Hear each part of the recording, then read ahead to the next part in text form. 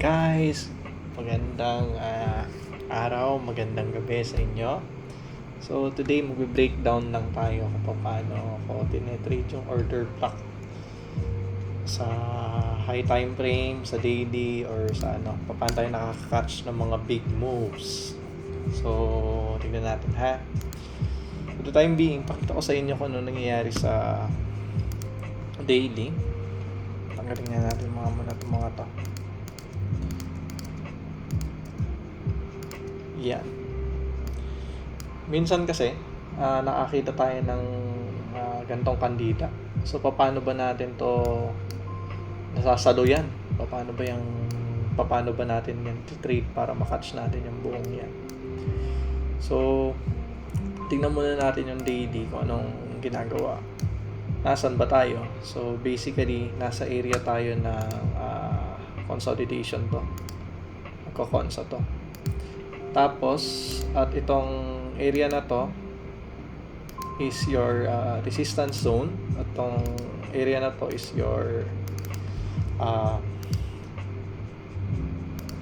support zone. So, nagko-console lang siya dyan. So, kung titignan mo yung bias mo, maglalaro lang siya dyan, or either it will go down since nasa bandang support siya.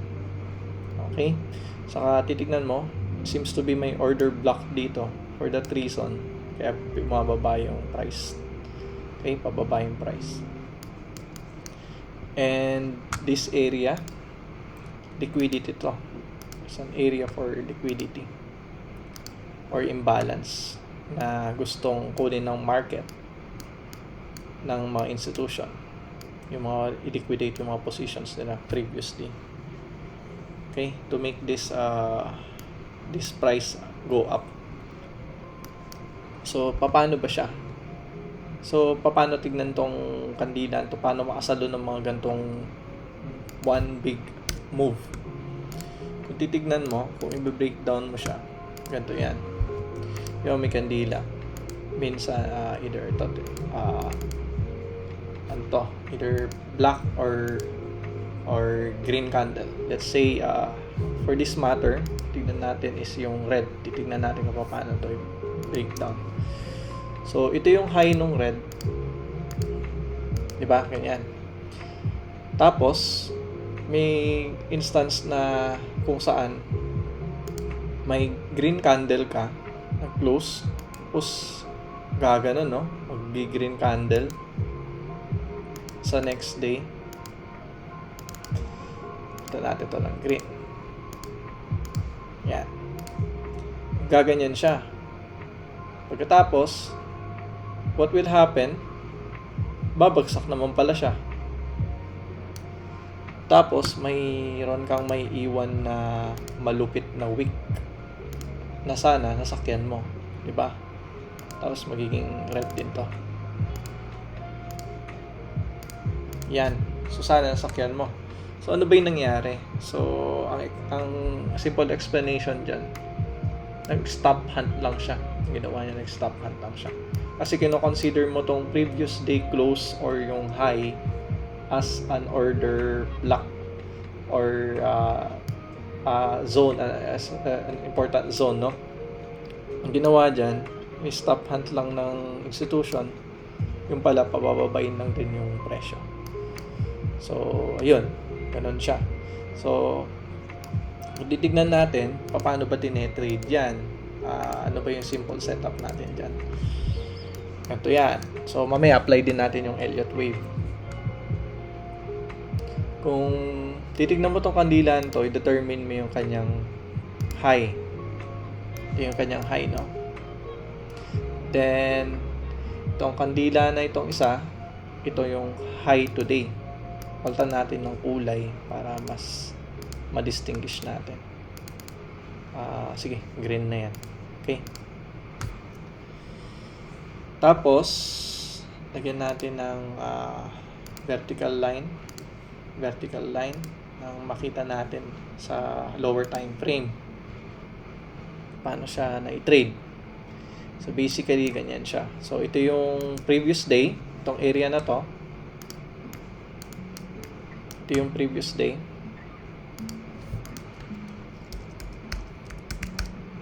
this is your yesterday. Ito yung ating present.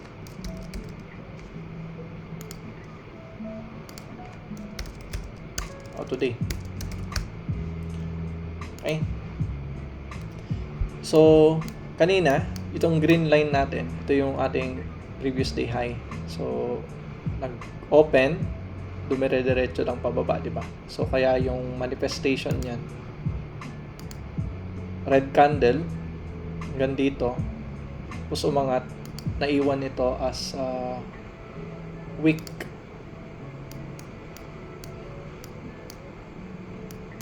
Naiwan ito as wick. Ano ba to? Saan na yun? Nawala na yung aking tools 30 na yan. Naiwan to as wick. Tapos itong day na ito, pinangat niya. Ito na yung ating green candle.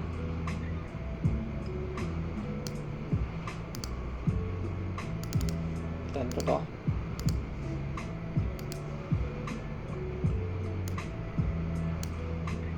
Umangat. Pagkatapos, bumaba din.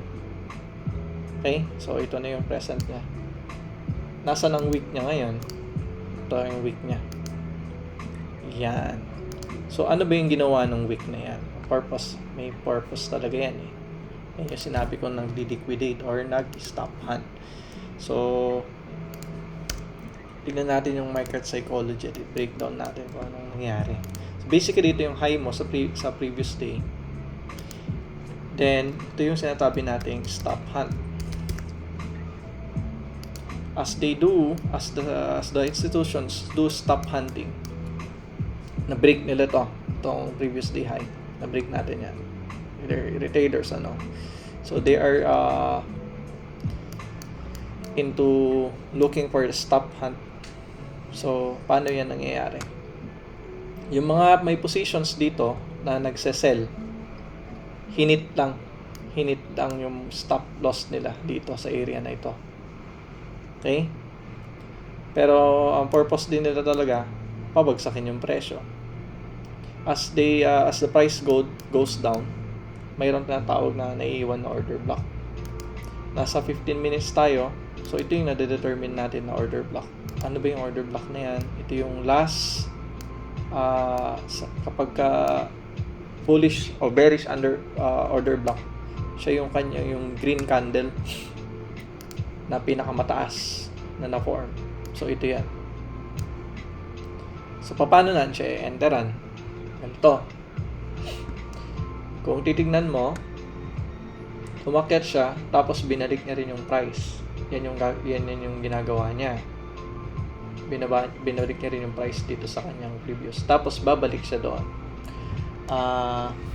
Labelan natin para mas maganda. OB. OB mo na ito. Lagay natin sa smaller time frame, which is yung 5 minutes yung ginagawa kong entry. Kasi masyado pang malaki. Kung titignan mo ilang pips yan. So, ako, bine-breakdown ko siya into 5 minutes para mas maganda yung pasok mo. Refine. Kaya sinasabi ko dyan, yung refined OB. O yung sinasabi nating sniper entry. Sniper entry. So, ito yung ginagawa natin sa sniper entry. Gagawa tayo na Fibonacci neto. Tapos, kukunin natin yung 50% na position. Then, ang stop loss natin, counting-county lang. Halos 3 pips lang yan below the high. Tapos, initial TP natin. Ito.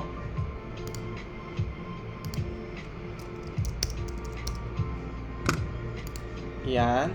Initial TP. Pagkatapos, second TP.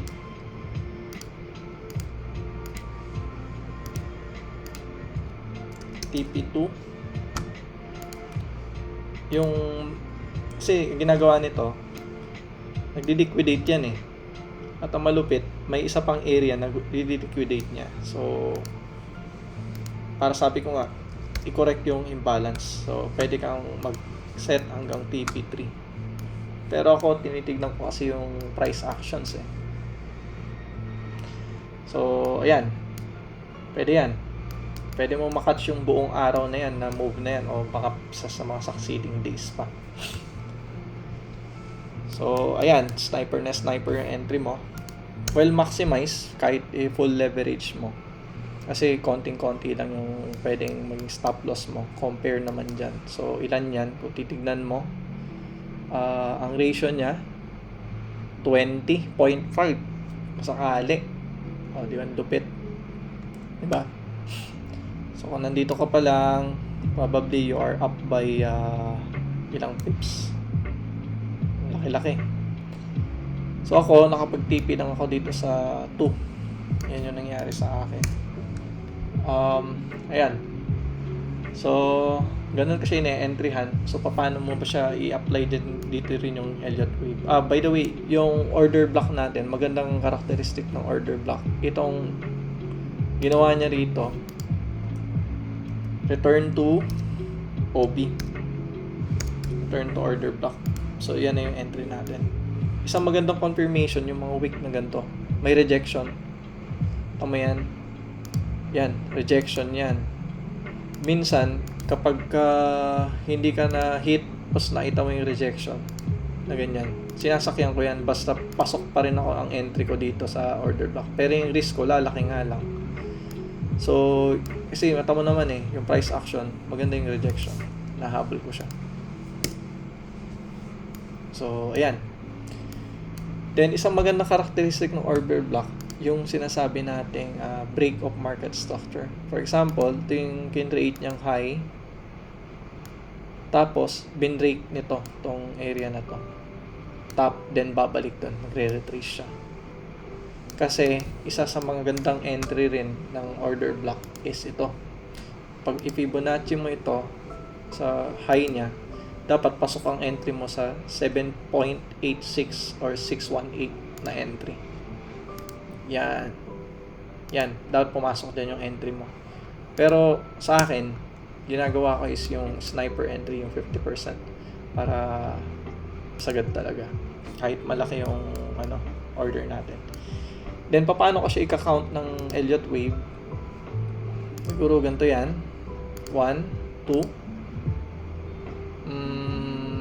3. Teka, ba't nang ABC to?